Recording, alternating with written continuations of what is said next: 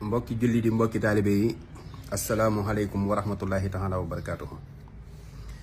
maa ngi ñëw nag di leen jox loo xamante ne nii danga koy tàmbali bu ñu nee weeru gàmm bi feeñ na ba weer wi jeex. képp ku yàlla dogal nga def ko sa alal sa bayre sa bëgg yonent bi sallallahu alayhi wa sallam day gën a yokk te dara dootu ko wàññi. loolu nag ni muy demee mooy allahumma salli alal mawsuuf bil karami wal juudi ngay def bu ñu nee gàmm weeru gàmm bi feeñ na nga tàmbali ko di ko def bis bu jot 2222 ñaari junni ak ñaar téeméer ak ñaar fukk ak ñaar. képp ku ko def daal yooyu ma wax noonu incha allahu rabbi dana daje ci yow. bu ñu nee gàmm gi feeñ na nga tàmbali ko ba weeru gàmm gi jeex. képp ku ko def maa ngi ñaan nga ñaanal ma yàlla sunu borom njéggaluk sunu borom ak tawféexam ak yërmandeem dal ci sama kaw dal ci mboolem jullit yi di ñaan na képp ku ko partagé yàlla na la sunu borom taxawu ba nga gën a bëgg yonent bi sallallahu alayhi wa sallam.